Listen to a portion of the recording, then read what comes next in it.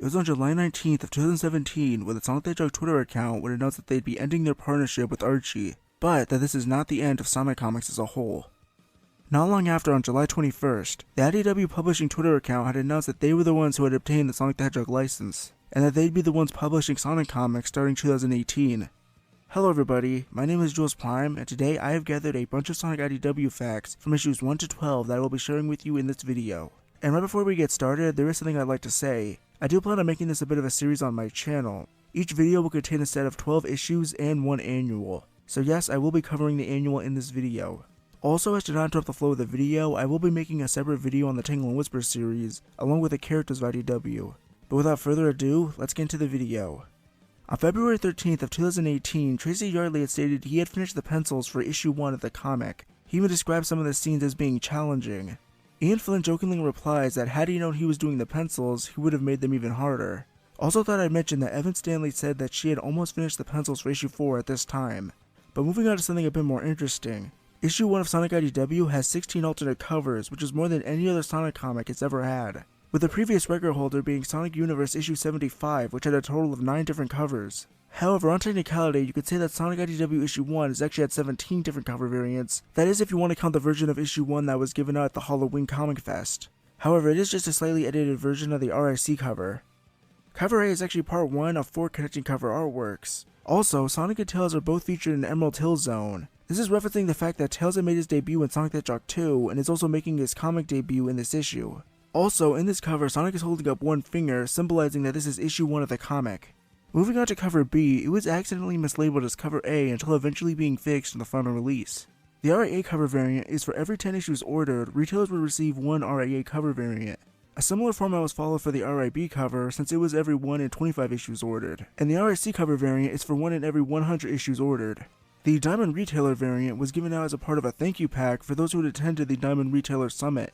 As you can see, this cover variant has the same artwork as cover A, but everything but Sonic is black and white.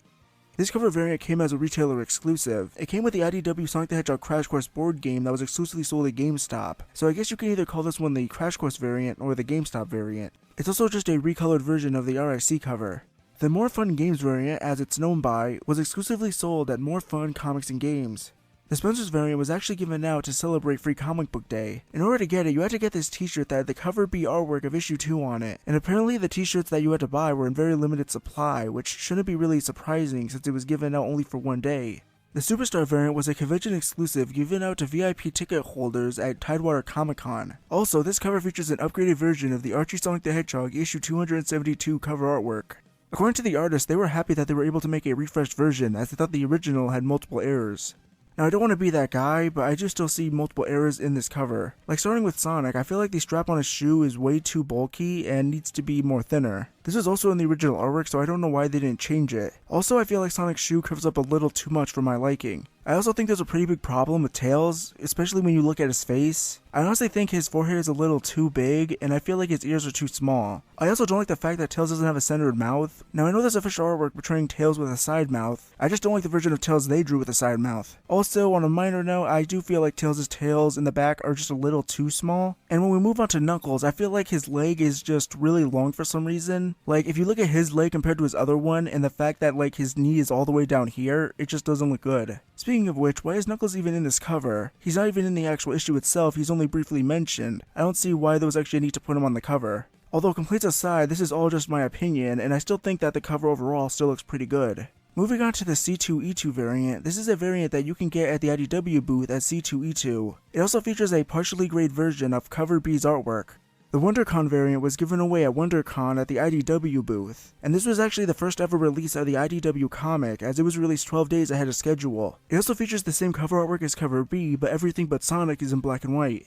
Now these next two variants came out in the IDW box set. The IDW box set contained issues 1 to 4 with different cover artworks. Each of them all featured the cover A artwork, but with no logos or anything. It also came with an extra copy of issue 1, which is the sketch variant. You could actually take this sketch variant to a convention and get your favorite artist to sketch a cover for you. Now for these next two variants, they show just how well Sonic IDW Issue 1 really did. You see, Sonic IDW Issue 1 actually sold over 21,000 copies, and is actually the best-selling single issue of Sonic the Hedgehog sold in North America, with the previous record holder being Archie Sonic Boom Issue 1, which had roughly 17,000 sales. This issue actually sold so well that not only did it get a second printing, it actually got a third printing, and is so far the only Sonic IDW comic to ever have a third printing. Also, Sonic IDW Issue 1 was actually nominated for Comic Book of the Year for $3.99 or lower. Also, to take a look at these cover variants, you can see that they're just an edited version of cover A, with the background all whited out. Something I found interesting is that Sonic Mega Drive, the first Sonic comic in America to sell out, it also got a second printing where the background was also completely white. Dynamic Forces actually released a limited supply of CGC graded copies. These copies actually had a rating of 9.6 to 9.8. However, due to the placeholder image, people weren't sure if this was actually an alternate cover or not. However, in the end, it was just a copy of cover A. On the first page, you can see 4 illusions of past events that happened in the Sonic the Hedgehog video games. The first one is Sonic facing the Egg Viper in Sonic Adventure. Also, if you look closely at Sonic's arm, you'll see that he does not have the crystal bracelet on. However, grabbing the crystal bracelet in Sonic Adventure is actually optional, so it makes sense if Sonic wouldn't have it here. The second one shows that Sonic is facing off against the Egg Emperor from Sonic Heroes. Interestingly enough, the Egg Emperor that was shown in this picture actually resembles the one from the Sonic Generations 3DS game. So if this really is the Egg Emperor for Sonic Heroes, that would mean the narration doesn't actually match up with what's going on the screen, as it states that he had been fighting Eggman for multiple years, but in this picture, if it really is from Sonic Heroes, it would be Neo Metal Sonic he's facing off against. Anyway, moving on, you can see that in the third picture, Sonic is facing off against the Egg Dragoon from the console version of Sonic Generations. And in the final picture, you can see that Sonic's facing off against the Death Egg in Sonic Forces. Sonic tells the member of the Town Militia who had the Q-Wisp that he knew someone who could put it to good use. This is actually a reference to the custom avatar in Sonic Forces, as you were allowed to give him the Q-Wisp if you'd want. All members of the Town Militia are actually based off a species that you can design your character after in Sonic Forces, and the same thing applies to the Town Militia's clothing as well. In this issue, Sonic and Tails actually do the rolling combo from Sonic 4 Episode 2. However, unlike 4 Episode 2, this has a different startup. The pose that Sonic takes after destroying the Egg Hammer is actually very similar to the one that he does in issue 200 of Archie. It should also be noted that both issues were actually penciled by Tracy Yardley. When Sonic tells Tails to close the gate, Tails replies by saying, "O ye of little faith." This is actually a quote from the Bible. When Sonic suggests that Eggman might be back, Tails says, "without so much as an angry vlog." I find this kind of weird because Eggman never really does the angry vlog thing. The only time it was ever really done was in Sonic Heroes, which I assume this is what that's referring to. And in Sonic Heroes, Neo Metal Sonic was the one who sent the angry vlog, not Eggman. And last of all, Tails is worried that Sonic might get caught off guard and hurt again. This is a reference to the beginning of Sonic Forces, when Sonic is caught off guard by Infinite and the Phantom Ruby clones. On cover A of issue 2, you can see Sonic holding up 2 fingers, which is referencing the fact that this is issue 2 of the comic. If you look at cover B of issue 2, you can see that the Egg Pawn designs are actually the ones from Sonic Forces. However, IDW is said to not have access to those designs. Also on this cover, there's a sheep villager who also shows up early on in this issue. She was created by Adam Bryce Thomas, which is the artist that worked on this issue and also made this cover. Her name is Lanolin, and she's named after a fatty substance that can be found on sheep wool. The RAA cover features Sonic and Amy in the Casino Night Zone of Sonic the Hedgehog 2. And if you look in the background, you can see a sign that says Egg Flea and Eat, which is actually a reference to the Egg Flea in Sonic Heroes. Also, for some reason, despite the fact that he only shows up in a flashback, Tails is actually featured on this cover. The RIP cover has a future sign from Sonic CD in the background of it. This is a reference to the fact that Sonic CD is the first game that Amy appeared in. Also, just like the first issue, this one has a second printing as well.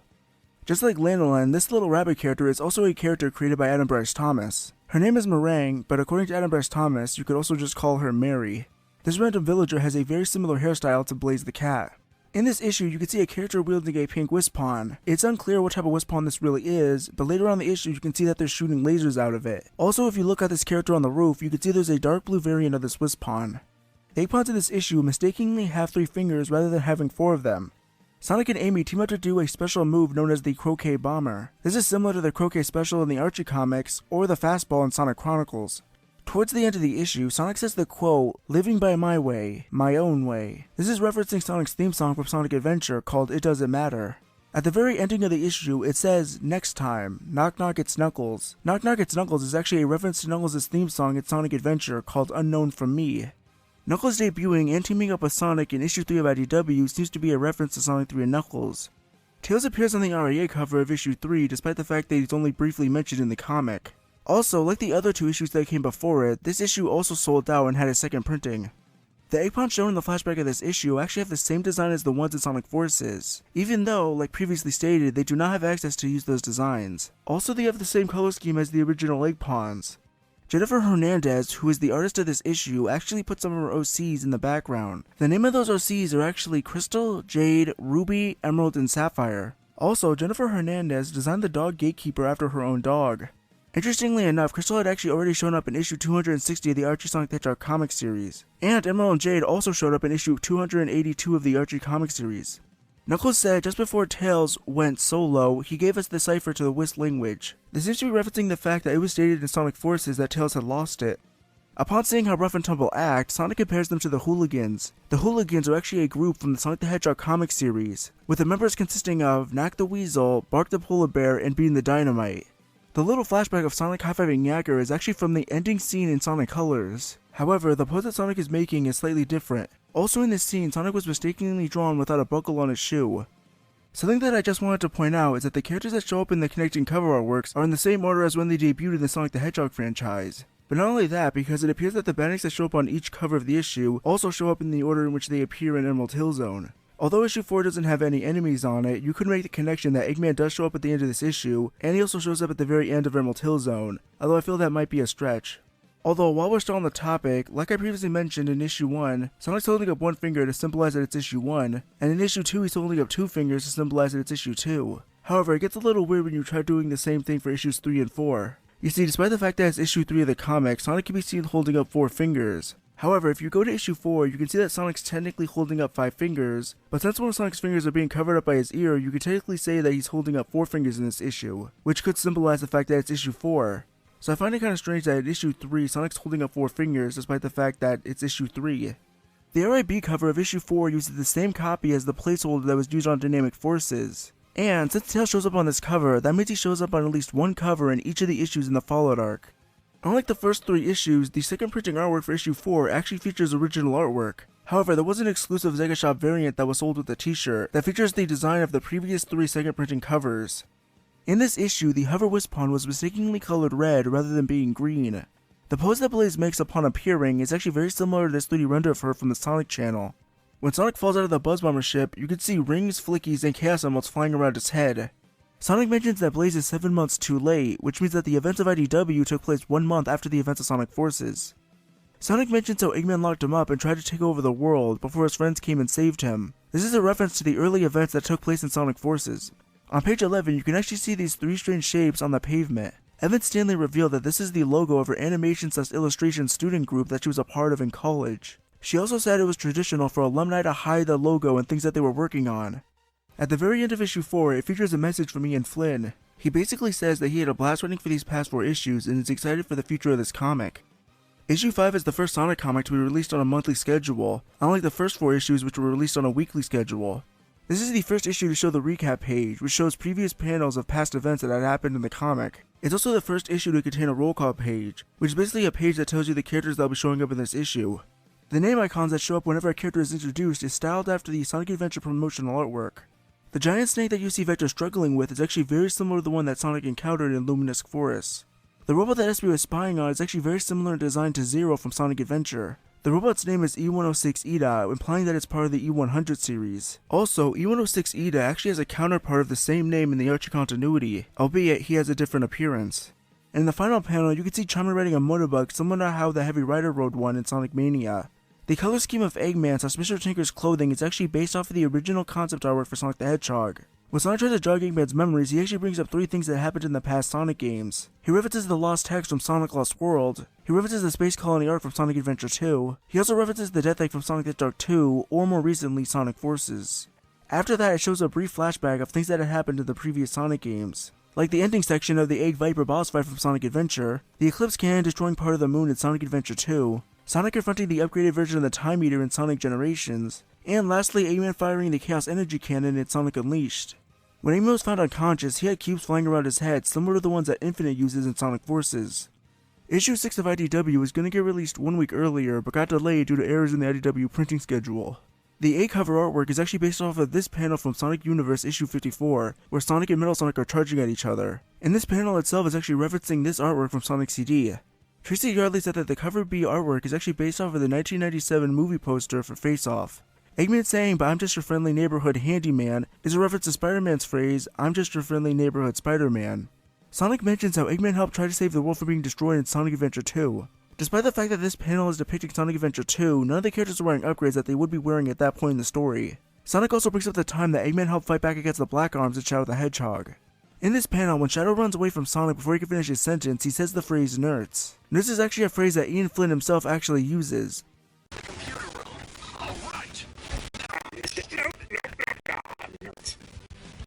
Sonic also uses the same phrase in Sonic Universe issue 54. When Eggman reveals Eggman Land to everyone, you can see that the rides and figurines are based off of past badniks. The badniks that are featured in Eggman Land are Motorbugs, Buzz Bombers, Crabmeats, and even Caterkillers. I also thought it'd be worth mentioning that the roller coasters themselves seem to be based off of the trains from Rail Canyon and Sonic Heroes.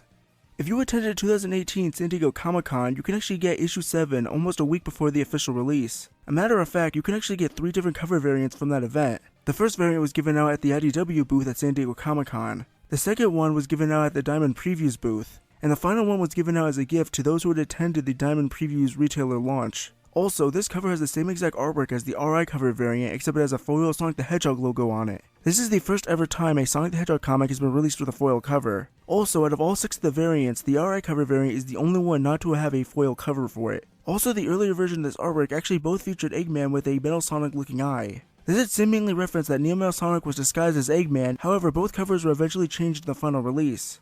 The buttons on the bottom of the A cover are actually referencing old Sega console controllers. The buttons on the left share the same layout and color as the Sega Dreamcast controller. The red button on the middle references the start button for the Sega Saturn controller. And on the right side, the color and button layout is the same exact one as the Sega Genesis controller. The pose that Sonic's making when falling down to the Ick battleship is similar to the one that he does in Sonic Lost Worlds and in Sonic Forces, while the player waits for their idle animation while free-falling. Upon seeing Neo Metal Sonic, Sonic recalls the ending events of Sonic Heroes. However, the pose that Sonic's making is actually different than the one he struck before he left Metal Sonic. After Neo Metal Sonic explains why he wasn't present in Sonic Forces, Sonic says that it makes sense why he was fighting his Phantom rather than the real Metal Sonic. This is referring to the Metal Sonic boss fight in Sonic Forces, and let me just say, I don't really think this line makes that much sense. Why would Eggman spend time making a real Metal Sonic when he can just with a flick of the Phantom Ruby make one that's even bigger and stronger than the original? Like, that alone would explain why he was fighting a fake Metal Sonic in the game to begin with. In this issue, Sonic grabs one of the Egg Pawn swords, which is actually similar to how he wields a sword in Sonic the Black Knight. However, with that being said, I wanted to give a little shout out to Shadow the Hedgehog, as Shadow the Hedgehog was the first character to wield an Egg Pawn sword that wasn't an Egg Pawn themselves. Before Neo Metal Sonic drops Sonic off the Egg Fleet ship, Sonic says the line, "I never fear the fall." This is actually a reference to the song His World from Sonic 06. The flower at the end of this issue is actually the same one from the title screen of Sonic Forces when you complete the main story. Issue 8 of Sonic IDW was originally going to be released on August 22nd according to David Mariani. The issue went into printing early and was released a week ahead of schedule. Both covers A and B show the same exact scene but with different points of view. Cover A shows Whisper's point of view and cover B shows Sonic's point of view. The base that you see Sonic infiltrating in this issue is based off of Arsenal Pyramid from Sonic Forces. When Sonic enters the base, he says the lines, "Way too slow" and "Come on, step it up." Both these lines seem to be referencing Sonic's taunts in Super Smash Bros. Brawl. The phrase "way too slow" is actually very similar to the phrase "you're too slow," and the phrase "come on, step it up" is the exact quote from the taunt in Super Smash Bros. Brawl. The giant robot they end up fighting in this issue is actually very similar in design to E105 Zeta from Sonic Adventure. However, this robot goes by the name E107 Theta. And just like Ida, this character also has a version of them that exists in the Archie continuity. However, unlike Ida, we never actually get to see what the version of that character would look like. Sonic mentions how he spent 6 months in a small cell, which is referencing the fact that Eggman had captured him in Sonic Forces.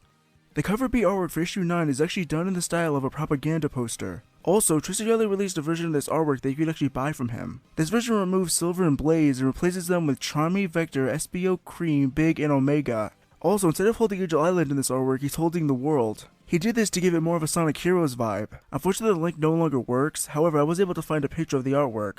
On the art cover of this issue, you can see Cream, Cheese, Jamerl, and Omega, despite the fact that they don't even show up in this issue. Also, you can see Burning Blaze with red highlights in her hair, despite the fact that she doesn't have them in this issue. However, she was drawn with red highlights in her hair in the Archie comics. And lastly, on this cover and later on in the issue, you can see Sonic and Knuckles riding their boards from the original Sonic Riders game. The thing that I find weird is that the original Blue Star was either badly damaged or destroyed by Wave in the original Sonic Riders, so I find it kinda weird that Sonic isn't riding the Blue Star 2 in this issue. During the zoom out shot of Angel Island, you could see an Eggman statue that has a similar pose to the Eggman artwork in Sonic Adventure 2. Also in the shot, you could see multiple zones from Sonic 3 and Knuckles. You could see Mushroom Hill Zone, Sandopolis Zone, Marble Garden Zone, Carnival Night Zone, and what I can only assume is Ice Cap Zone. On one of the pages of this issue, Silver is actually incorrectly drawn with backwards hands. However, this was eventually fixed in the Battle for Angel Island Volume 3 release. Also in this issue, you can see Shadow leading against a crate, similar to how he did in Sonic Forces.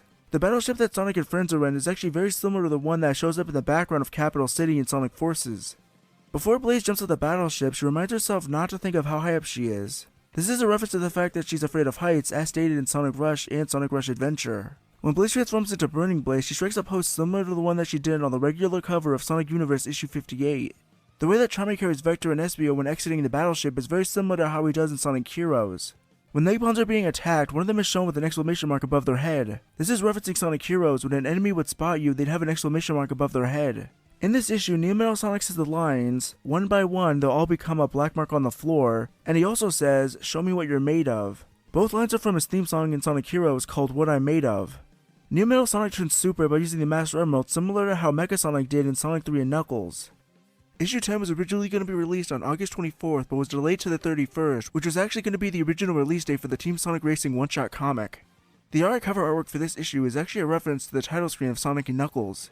The crystals that Whisper throws up in the air are based off of the prism gimmick from Sonic Colors that Sonic needs the Laser Wisp to use. The lyrics of the song sang by Eggman/Mr. Tinker is actually a parody of his theme song in Sonic Adventure 2. Also, one of the children in Eggman Land look very similar to Bunny Rabbit from the Archie comic series. The bombs you can see Rouge using is actually based off of the ones that she uses in Sonic Generations in the Bombarder Challenge. Master Overlord refers to Sonic as his loathsome copy, which is exactly how he refers to him in Sonic Heroes. Issue 11 was originally going to be released on November 21st, but ended up getting delayed till the 28th instead. On cover B of issue 11, if you look on the bottom left corner, you can see a text that says Sonic Shadow and Knuckles. This is a reference to the and Knuckles meme, which is well known in the Sonic community. The art cover artwork is actually a reference to the ending scene of the opening of Sonic Adventure 2 Battle. The crystal shards that Master Overlord shoots is similar to the ones that Metal Overlord shoots in the boss fight in Sonic Heroes. Issue 12 of Sonic IDW was originally going to be released on December 19th, but ended up getting delayed till January 9th. This is because of a change in release schedule for the series. However, it got delayed again until January 16th because of an unavoidable processing mix-up. The cover B artwork uses pictures of Dr. Starline from his official model sheet. The art cover shows little robotic versions of Sonic, Knuckles, and Tails, but if you remove the logo, you can actually see little robotic versions of what appears to be Amy and Shadow. Shadow appears on the roll call page despite not being featured in this issue. The way Metal Sonic leaves the room is similar to how he does on page 22 in issue 10 of Ghosts of the Future, which is actually Evan Stanley's Sonic fan comic and is also the artist for this issue. Orbot suggesting that Amy might want to make a list of eldish creatures that he would like to resurrect and then lose control of is a reference to the fact that he resurrected Chaos and Dark Gaia and then lost control of them. In this issue, Tumble can be seen making a circular shape with his hand, which is actually a reference to the Circle game. Rouge says, "Shadow is gone, never to look back." This might be a reference to the Shadow the Hedgehog song called Never Turn Back. When Wayman decides to move on to a new plan, he says the phrase, "It's time for a change of pace." This is the exact same phrase that he said in the Sonic Generations Egg Dragoon boss fight. And at the very end of this issue, they actually show concept artwork for Tangle and Dr. Starline, along with featuring an interview with Evan Stanley. And featured at the very end of this issue is actually a preview of the Team Sonic Racing one-shot comic. And now we can finally move on to the final part of this video, the annual. The annual was originally going to be released on March 27th, but ended up getting delayed till the 8th of May. However, after that, it ended up getting released earlier on May 1st. It was stated that the stories of the IDW annual are all canon and take place in between issues 12 to 15. Knuckles, Amy, and Eggman all show up on cover A, despite the fact that none of them show up in the annual. Cover B uses images from the model sheet of Jules, similar to what the cover B artwork for issue 12 did for Dr. Starline. And on the RA cover variant, you could see a water can next to Silver designed after a Chow. In the annual, they actually end up miscoloring Tangle's eyelids. They're drawn more light gray rather than being dark gray. There were 2 enamel pins that were released at San Diego Comic-Con and on the Sega shop. The pins are of Tangle and Whisper and use the same artwork that is portrayed on issue 1 of the annual. And just like in the original artwork, Tangle's eyelids are still miscolored. Also in the original image of the pins, you can see Whisper's ear is mistakenly colored black. However, this seems to have been fixed in the final release. In the saloon, you can see that there's a poodle character that resembles Harriet from Animal Crossing, who is also a hairdresser in that game. On page 4, when you can see Wave stealing the gems, you can see a green triangle-shaped gem and a blue water drop-shaped gem. This seems to be a reference to Peridot and Lapis Lazuli from Steven Universe. The title of the story Jet Set Tornado is a reference to the Sega game Jet Set Radio. Silver says the line, "It's no use," which is a reference to the line he says in his boss fight in Sonic 06. Also, if you look on Silver's greenhouse, you can see a sign that says Chaos Cola. This is referencing the Chaos Cola sign that can be seen in Sonic Adventure 2. One of the children is seen wearing a headpiece of what appears to be an E1000. This is probably because of the pyramid that's shown here is very similar to the one in Sonic Adventure 2 called Lost Pyramid, where you can encounter E1000. In the Sonic Fan Club story, the children are primarily drawn with black eyes. This might be referring to the classic character design that a lot of old characters used to have. And finally, in the Sonic Letter Squad section, they end up using the same artwork and letter by Alex K that was used in issue 8. And with all that being said, I think I've covered just about everything I wanted to in this video. If there's anything in this video that I didn't add, it's either because I didn't know about it, or I just didn't feel like adding it to begin with. I hope you guys enjoyed this video, as I do intend on making it a bit of a series. However, before I'd like to continue it, I'd like to branch out and try some new things instead. I do have a ton of new series ideas, and I'd like to explore some of those first before continuing. But until next time, this is Jules Prime, and I will hopefully see you all in the next video.